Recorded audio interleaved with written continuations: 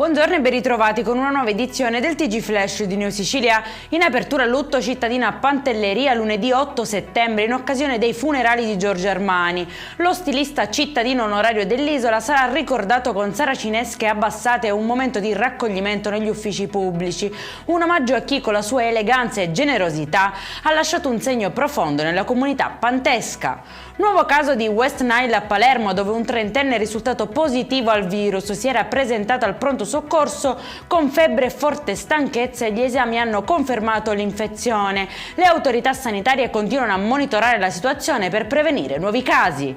Condannato a Catania per favoreggiamento dell'immigrazione clandestina, un detenuto 71enne, ex tassista abusivo, versa in gravi condizioni di salute. Il suo legale denuncia il rapido peggioramento fisico e mentale dell'uomo e ha chiesto al Presidente della Repubblica la concessione della grazia.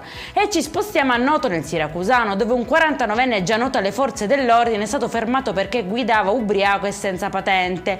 L'auto intestata alla madre era anche priva di assicurazione, revisione e carta di circolazione. Durante i controlli la donna è intervenuta per difendere il figlio e ha schiaffeggiato un agente. Entrambi sono stati denunciati, lui per guida irregolare, lei per violenza pubblico ufficiale.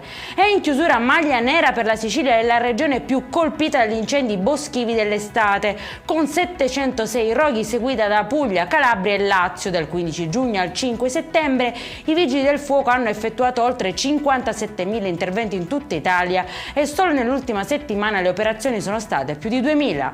Per questa edizione è tutto, prossimo appuntamento alle 19:30. Buona giornata!